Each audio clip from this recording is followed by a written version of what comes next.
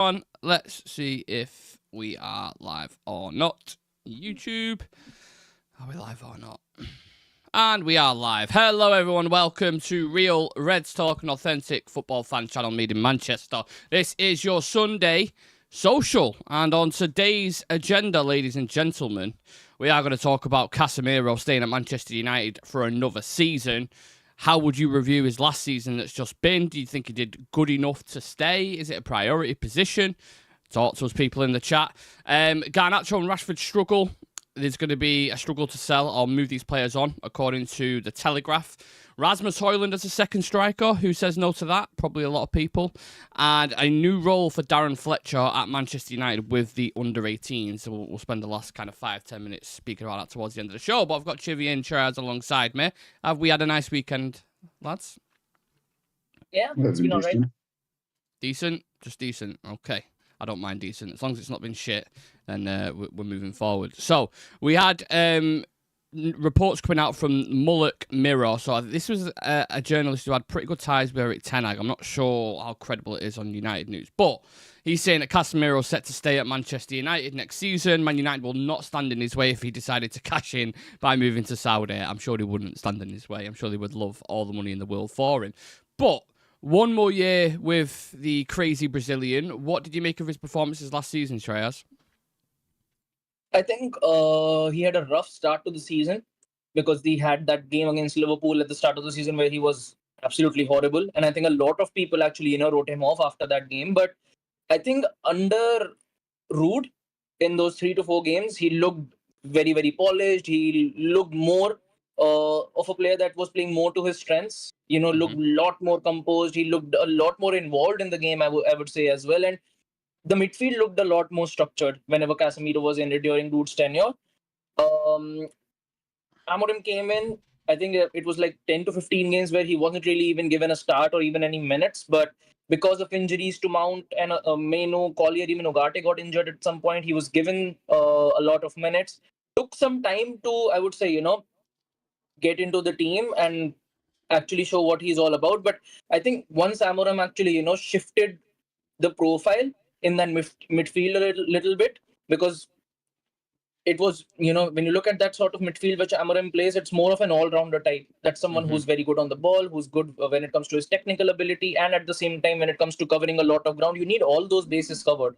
So once that role got a bit more modified for Casemiro, you could see a lot, more refined performances from him on a consistent basis. You could see it in the Europa League as well. And he became a very crucial part of that midfield by the time the season actually ended.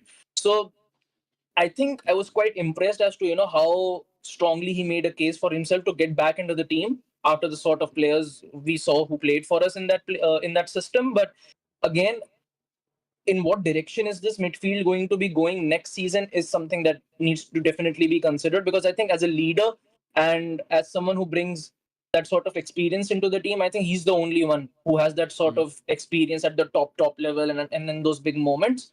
But at the same time, if we are again going to be shifting to a midfield where you need an all-rounder, you need mobility, you need agility and all those sort of stuff, then you're not going to see the best out of him. If you can provide him channels where players are a bit closer to him, where he can, pass and move the ball about, or when it comes to making those diagonal connections into the box as well, he can do those sort of jobs. But if you're looking into ground recoveries and those sort of stuff, he's not the best player in his current age. I've got a stats comparison just for context in a moment, which I'll go through. But given our budget anyway, Civir, because it's quite stretched at the moment, would it be smart to keep him anyway for another season? And would you be happy to? Yes, and yes. Smart to keep him, and I'll be really, really happy if he stays just one more season. I don't see us making any wholesale changes in the midfield. We're not going to get too many players coming in. So you need all the depth that you can get. You saw what happened last season with injuries and stuff like that, so you can come in. Now, I've always been a big advocate for Casemiro. You guys know that. Sometimes it was just me on my own, like everyone else. Yeah. All of you had already written him off, but the thing with players like Casemiro is I understand the pace of the Premier League and the intensity, and sometimes, and with the style of football that we play, the way Amorim sets up, it doesn't really favour his attributes. But the thing with Casemiro for me is the intangibles. Like you have to look at, he is a champion. He has that. Sometimes football is more than just, it's mental as well.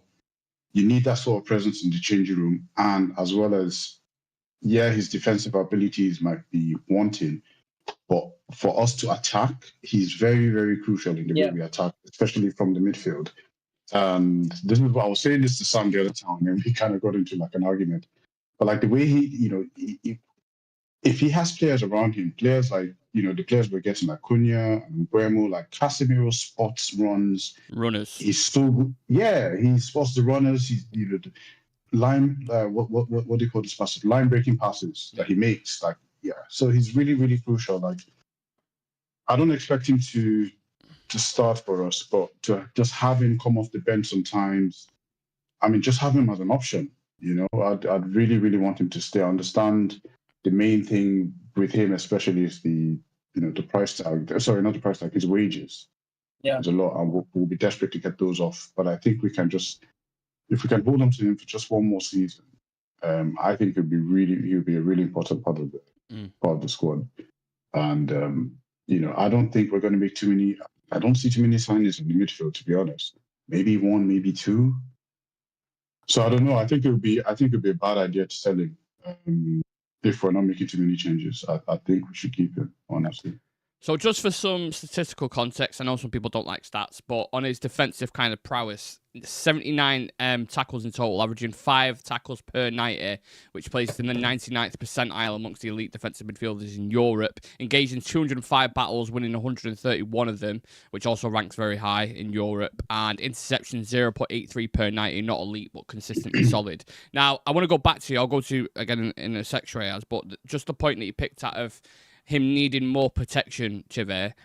Do you think in Amorim's system he's provided? It's a world of difference in it in comparison to what was happening under Erik Ten Hag. And why do you think that is from what you watch? I think it's because with Erik Ten, when you play like your standard 4-2-3-1, okay, let me just put it this way: all the top teams, at least a lot of the top teams, actually play a 3 in the back in attack. Yeah. Because you have one of the fullbacks dropping into midfield, it becomes a 3, and then there's the 4 and all that. But with us, it's a very, very rigid system where the 2 midfielders are the 2 midfielders. Mm-hmm. That's it. Yeah. The wingers are the wing backs are wingers. Yeah. And the 10s are forward. Like you don't get that extra man dropping in. So it really, really makes it hard. That's why we always get outnumbered in the midfield. There's always 3v2 in the midfield. And like I say this all the time, it doesn't matter who you have in there. If you're outnumbered, you're outnumbered. There's nothing you can do about it. And you would need someone with a lot of athleticism. You need a hybrid to be able to hold this position. Cass isn't exactly a hybrid at this age. Maybe 10 years ago, 5 years ago, probably. Yeah. But now it doesn't.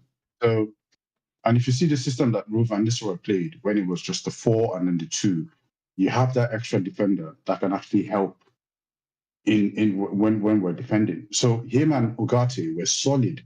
Like if Amorim just wanted to play safe and just do the whole Ruud thing, put fires out. Yeah, just put fires out. Just get them 2 there. No one goes through, and we probably would have finished. But I understand he wants to implement his style of play, and I get it. Like eventually, hopefully, we'll get it, but. I think it's just situations like that kind of exposes his deficiencies.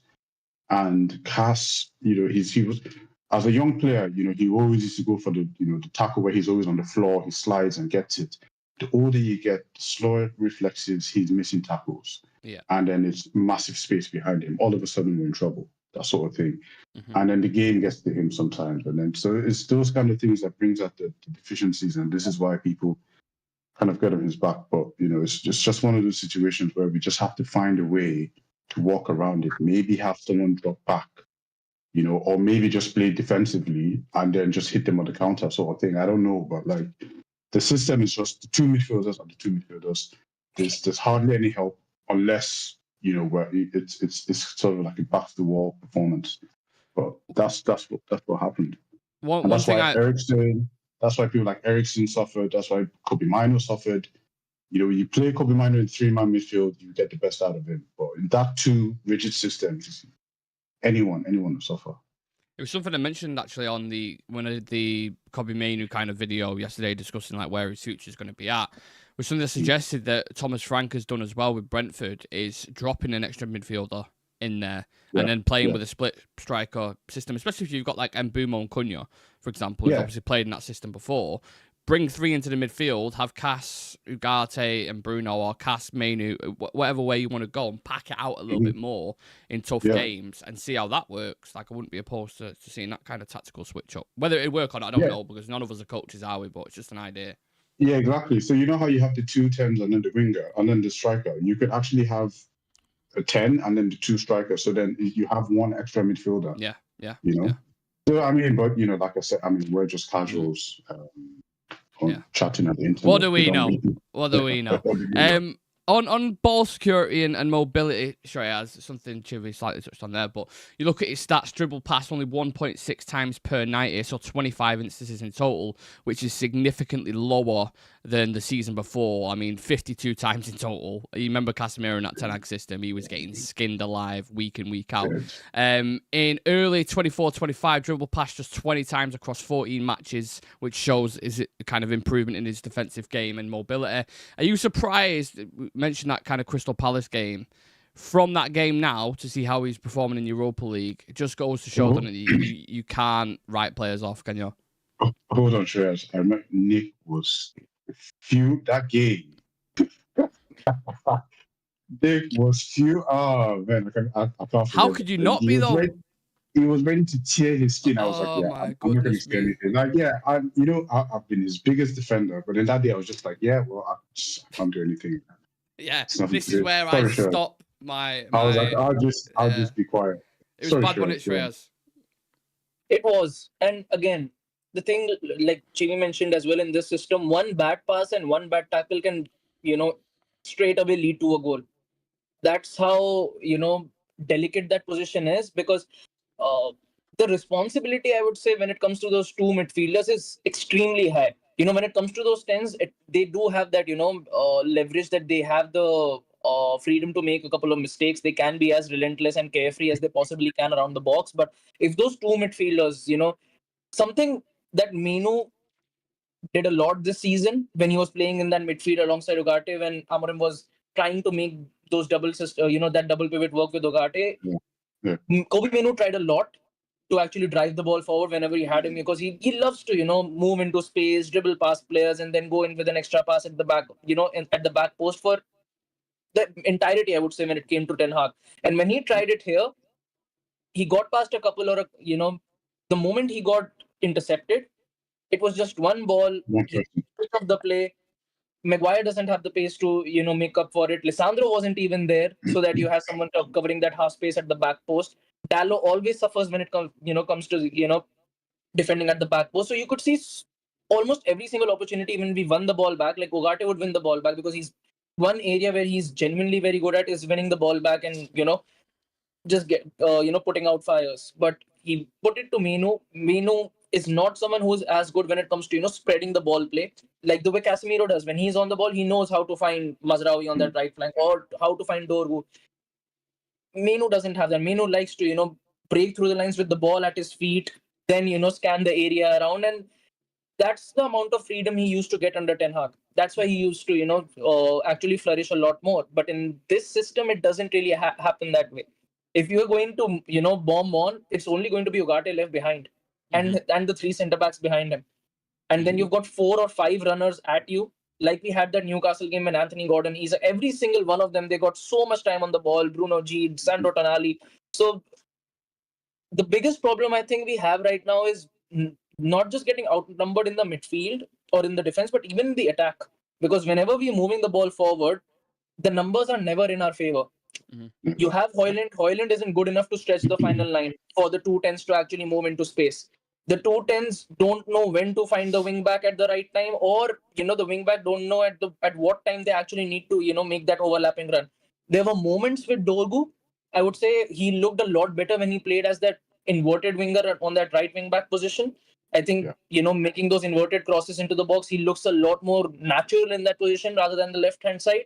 But there are significant areas in that, side right now which needs tending to. I think, yes, you can get Cunha in, Mbumo in. That provides you a lot of freedom and I would say a lot of goals up front for sure. But the amount of spaces that get left behind in between the midfield and defensive line, as well as the midfield and attacking line, are big worries. Because Ipswich, Omari Hutchinson, I still remember the amount of space that he got on the ball. Yeah. Beto and Dwight McNeil, when the game against Everton, somehow we got a 2-2 result.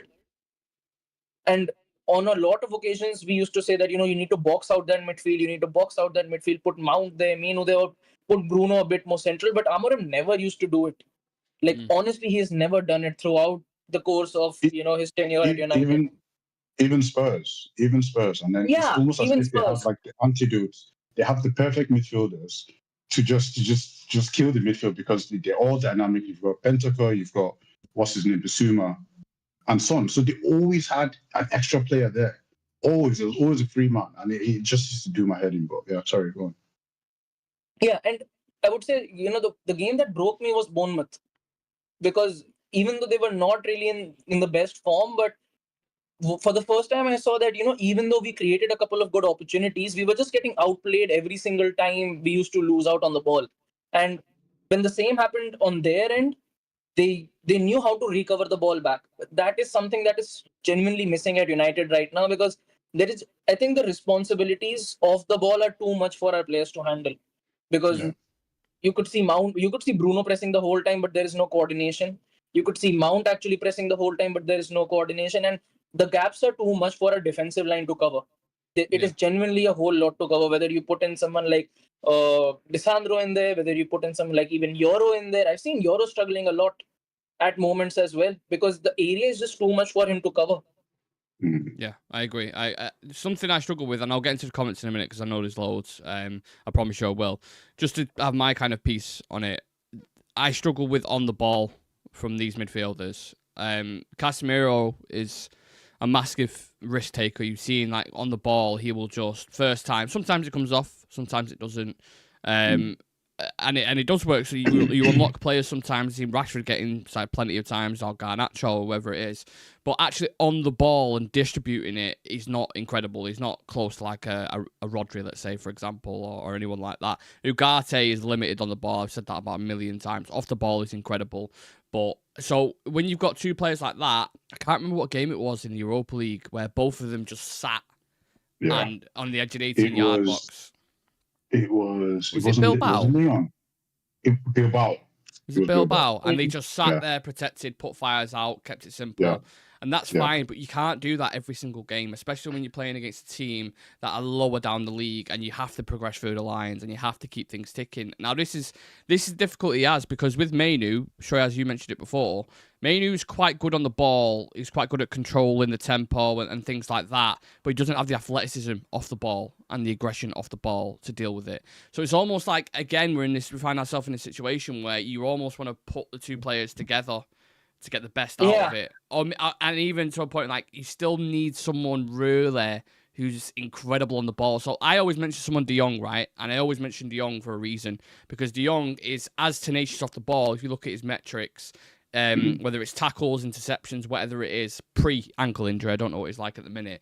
But before that, he was someone who would do that side of the game. But then on the ball, he could break lines, he can keep it ticking, triangles, all that stuff that you want from a midfielder. There's not a midfielder out there who can do that at a minute. Is there? Who's available? The one who was meant to City. Yeah, Rangers. Yeah. I think the issue with Mainu is similar to what we had with McTominay, where it's a case of misprofiling the player. McTominay was always like an 8. He was more like an attacking player in the academy. But then we always, because of his size, his physical, his physical and all that, we played him in the 6. Scotland played him one time. He played centre back for them, that sort of thing. It's a similar case with Mainu. He's stocky, he's big. He's a DM. He's not. He's actually an attacking player. He's more of an 8. He likes to play in the tight spaces, give him goals to players. His attacking presence. I mean, we've seen the calmness with his finishes. It's not like rushed. So it's you can tell that he's done this in his head so many times. So he's that sort of player. So the thing is, we always think he's like a deep line midfielder, like someone in the middle. Like he's not aggressive. It doesn't come naturally to him. He's more of a flair player, actually. If you really think about it. And as far as midfielders, I don't know who's out there. I mean, I'm sure there's some unknown player. Like there's the guy, Club Brugge, who AC Milan want, and Chitari.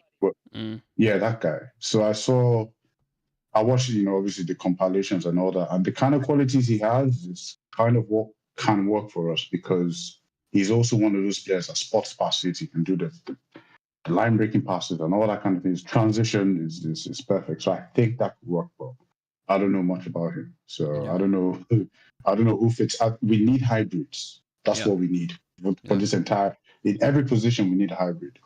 I think with Casemiro, he's shown glimpses where it's like, okay, you can keep him around for a season, but as a main starter for me, that's where I struggle. Like, so for example, against City in the Manchester derby, I think there was a stat I've got here. So 11 tackles, 2 interceptions, and didn't get dribbled past once. He was really good in that game, but we also played really pragmatic in that game as well. And then during the period during December, he was leading in defensive actions and interceptions per 90 among all midfielders in the Premier League. So there are qualities there that you get with him.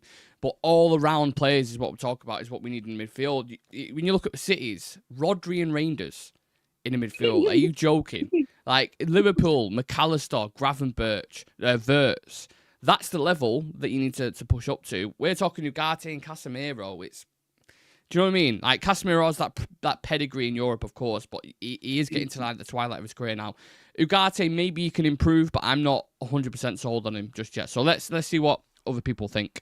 Random guy saying, I like Casemiro and his experience is invaluable to the squad, but getting him off the wage bill and getting a small fee for him can literally change our entire transfer window. Very interesting. Johnny Hill, if the club's now struggling for funds in the window, they only have themselves to blame now. They could have done much more to push Bruno out of the door. On the poll, Nick, can I vote? Not really bothered. There's more pressing matters. So the poll was, are you happy Casemiro's staying? 44% said yeah, and 56% said no so far. If that's what you think, James, you're absolutely entitled to think that. My Damned United saying, hi, Shreyas, Chivy, Nick, Random. I hope you're all good. Hope you're good as well. Nice to see you, mate. Sorry, there's loads of comments I want to get through. I'm not particularly concerned with how things are going. There's a lot to do in a short time, but I'm confident in the staff sorting the decade of mess out. Won't all happen perfectly in one window. Ugarte had an average first season, but now was he terrible? No. What? Just out of 10, how would you rate Ugarte's first season at United? Just quickly. 6.5. Yeah, I'll give him like a 6 or 6.5. Like he hasn't been terrible. I think it's just a fit.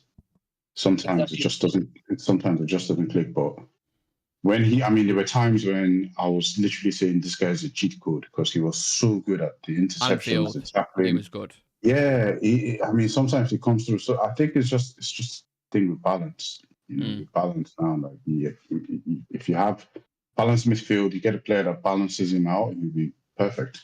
I'll give him a 6. Okay. Do you both think he can develop into a really good player as it stands right now?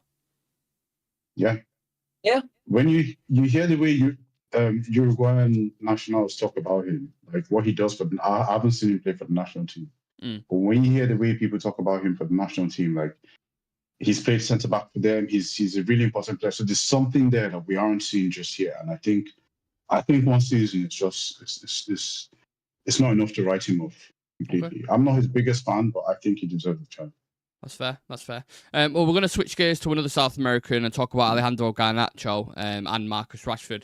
So, according to the Telegraph, Manchester United may have to pay players to leave the club this summer because of their lengthy and lucrative contracts.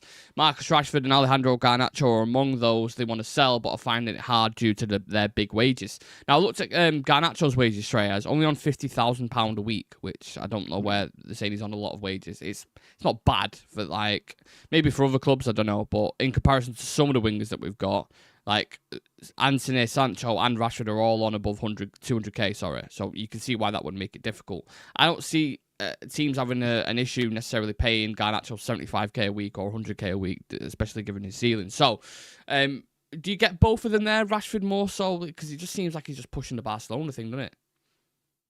Yeah, I think For me, Garnacho would be the easier one to actually sell.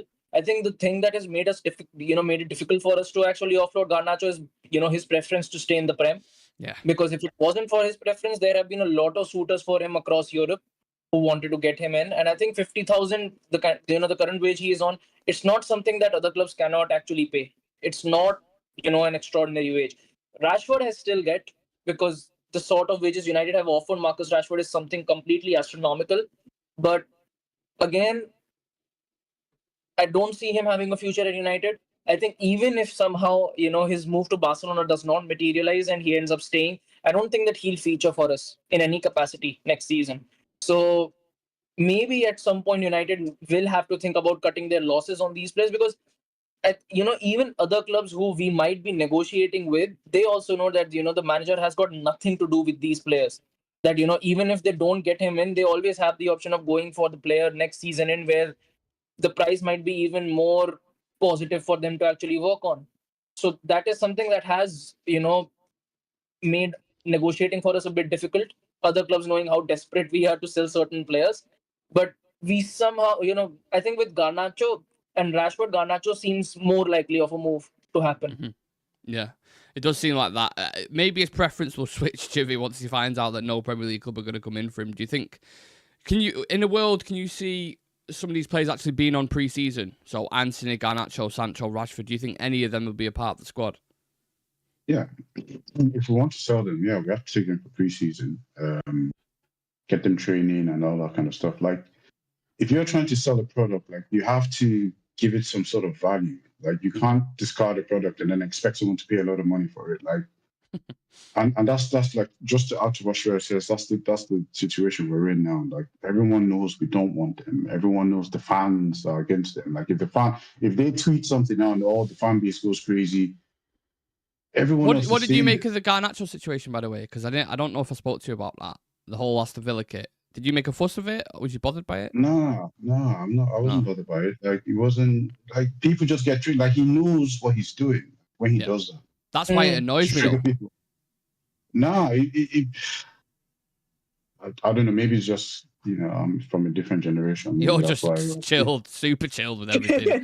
It doesn't really bother me that much. To be honest, like, I will, when it comes to, like, when Joe Hugo went to Burnley, I almost bought the away Burnley jersey, like the one he scored in. That, just for me, stuff like that, it's cool, but it didn't get to me. Anyway, it's going to be hard to sell them because clubs know, and clubs, they're aware. Like, the negotiators, they know that we don't want them, so they can take their time, and they will. I see a situation where they will wait till about a week to go in the window when they know, like, we're desperate, and then they'll come in with some lowball offers, and then we might end up selling Garnacho for 30, 35 mil when we could have easily sold him for 50. Like, we need to add value to these players. We need to keep the narrative going that they're important to the team and that kind of stuff, and then we can at least get an extra 10 mil. But then if we've already thrown them away, no one's going to pay big money for them. And I think with it's a different situation. Sorry to keep going on and on. No. With Rashford, it's the wages. With Garnacho, it's the transfer fee. So the wage is not a problem, but we're going to slap something like 50 on him, and people are like, I'm not paying that. And then it's the other way around with Rashford. But I think I want to believe Ineos will get at least one of them done. I just want to believe that. Especially if Garnacho's going on the way that he is, clubs are just going to be like, well, he wants to move. Why are we paying a premium when he clearly wants to force his way out the door? Had that had been an Arsenal kit that he had on, would you still feel the same way? Fuck him. No. Imagine the tweets would be a little bit different if that was the case. Little ornery on the back, Bergkamp pointing to it. You'd have been dead to me. What about Rasmus Hojlund then, Shreyas? Romano reporting before that United insist on a permanent deal for him, or he's going to stay. Basically, they're not going to do no loans with obligations, or we'll pay his wages and you can have him and any kind of that stuff. What's the most we can get for him, do you think? And would you mind keeping him as a second option? Pressure off him, potentially. I don't want him as a second option because we already got Xerxes. If you are going to get another striker in already, by the looks of it, it is quite certain that United will be going in for a striker. So one is already going to be coming in through the door, and Xerxes is already there at the club. So you don't really have a need for a Rasmus Hojlund on top of that, because you're only going to be playing Prem football as it is next season. It's not a situation where you're even going to be playing European football that you need depth and options in those areas. And for me, I would take 20-25 mil for him right now, because the thing is, moving into next season, I don't see any signs that Hojlund will have like a 15 or 8 20 goal Premier League season going into next year. And if that doesn't really happen, his value is only going to get lower and lower as time passes, because I don't How even bad see him. does that look low on PSR? With all the players that we're selling, we bought Anthony for 85, selling him potentially for 25. You bought Rasmus Hojlund for 70, selling potentially for 25, 30. Like, all these losses on PSR, 50, 60 million losses per player. Yeah, We're absolutely. talking about. Yeah, That is And what would nuts. be worse Yeah. is, I think for me right now, how I see it is, what will be worse is losing them out on a free. That will be even worse. So at least if you can get some value out of it, at least you've got, Recoup. something is better Yeah. than nothing. So Yeah. most you can get, I think for me, like, Anthony working out at Betis has really helped us, Yeah. because the way he progressed for them, and the manager as well as the fans absolutely love him. And they, by the looks of it, Betis are prioritizing a move for Anthony, and they're willing to make as many wage cuts or whatever it is to actually make the move happen. And even the player, when it comes to Anthony, even he's willing to take a pay cut. So you can at least see positive signs when you look at the Anthony deal. With Hojlund, the problem is Inter have already got a very stable striking structure, I would say. Lautaro Martinez is We're quite one of old the best at the strikers. same time, right? So Thuram and Latoro were getting like 29, 30, which I know it's not mega old for. I mean, I'm turned 30 in a couple of days, so it's not mega old, but it's like we're talking about the next players. They're looking at Hojlund as this regen kind of thing. From a future perspective as well, they've got Esposito and a couple of other strikers who are just 22, 23 loaned into other clubs in the Serie A. So with Inter, they don't really have a desperate need, I would say, for a striker. I think the desperate need is more towards the midfield with players like Kalinoglu 32, Mkhitaryan 38, 39, Cherby as well. So they've got other areas. And I think Thuram and Martinez could easily go on for another 3 to 4 years, at least. Oh, yeah. It's Because, like, you could be 50. I'm playing Italy.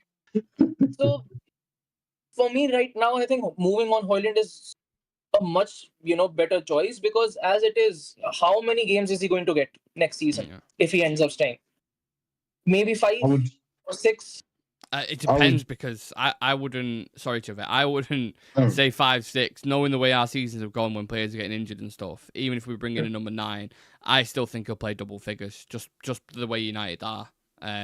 Maybe then he'll realise, okay, I'm only playing 10, 15 games. I want to play more football. Everyone's got a World Cup coming up as well, don't forget. Everyone wants to play in that, so they want to be playing regular football. And it might be the case of next season, all these outcast players that we've got at the team, they might force a move a bit more, or someone leaving on a free. So I think that's probably how it'll end up.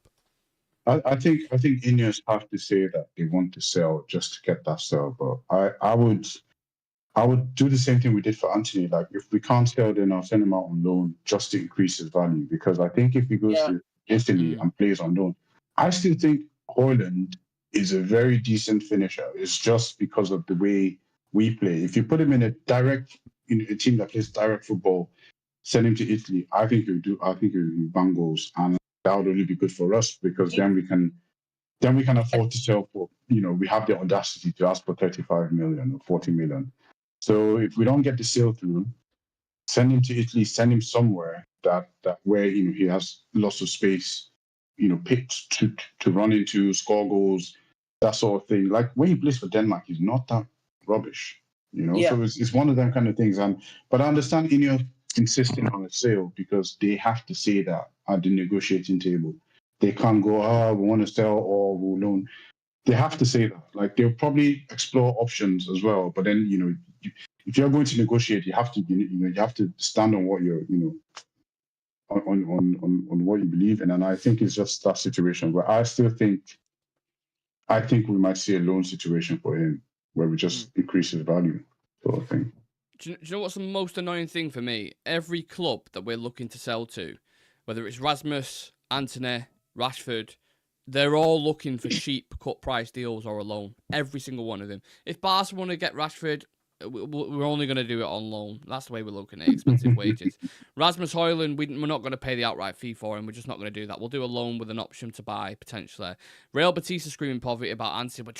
We're pushing everything we can, all the pennies, smashing piggy banks, etc. We'll try our best to get Anthony, but we might have to bring it down a little bit. Jadon Sancho, we can't afford his wages. We'll take Sancho on a loan again, maybe with not just fuck off. You know what I mean? Fuck off. Yeah. Everyone wants a cheap deal.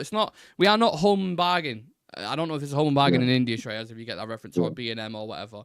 But that's the way we're being treated at the minute, and we need to flip that narrative and change it very, very quickly, because the losses are clocking up on that PSR sheet, and it doesn't look great. But we'll reserve that just for the last thing I wanted to discuss, because we're getting near the 40-minute mark. Darren Fletcher is now in talks to change roles at United by becoming the lead coach of the club's under-18 side. Wilcox, an outgoing director of academy, Nick Cox, offered the new position to Fletcher after Adam Lawrence's departure. Fletcher is like a cockroach at this point, isn't he, lads? He is. How many different roles has he had at United so far? Honestly. His CV. I want to see his CV. He's doing everything, isn't it? Do you remember, was it Ragnick who was like, got asked?